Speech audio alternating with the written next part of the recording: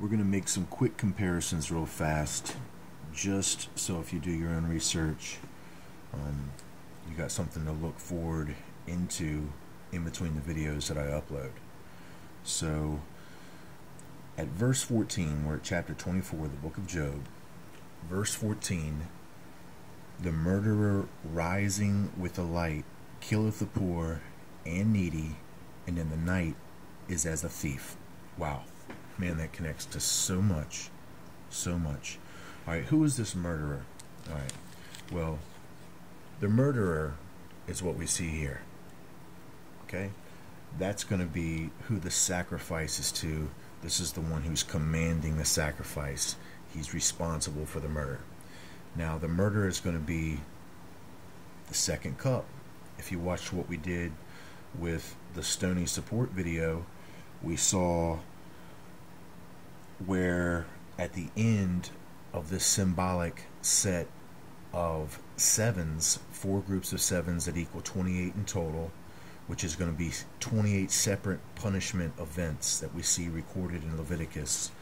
At the end of those events, what happens? The destruction of the cities. Well, it's the same thing every time. It's going to be the second cup event that we see cited in Revelation 18 verse 6 as in double, and then Revelation 18 verse 21 and 22, which describes the flaming millstone, which is going to be the same flaming mountain of Revelation 8:8, which ends up becoming the second trumpet.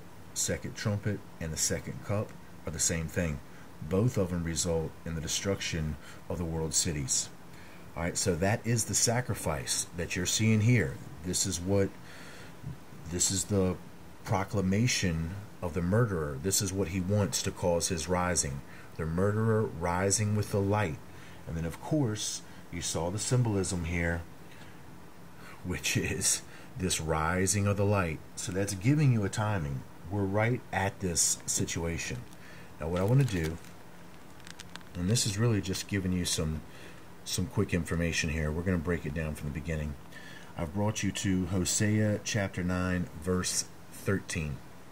And what I want you to see is that Ephraim, and I'm telling you that the main relationship to where the sacrifice is going to be on Ephraim's land. Well, who is Ephraim? Ephraim is the English. There's our English Freemasonry, which has its roots in Egyptian philosophy, religion, mystery religion ideologies. And of course, this connects us back into the Bible, where I'm going to show you this Egyptian heritage, and I've already shown it to you in the series Ephraim and Manasseh. So this is what connects us to their obsession with the Egyptian symbolism, and of course the mystery Babylon religion. So here's Ephraim. Ephraim, as I saw Tyrus, is planted in a pleasant place, but Ephraim shall bring forth his children to the murderer. Well, we're going to find out who the murderer is in greater detail, but we're going to find it out in chapter 24 of the book of Job. But I want you to see here is that murderer. The murderer rising with the light killeth the poor.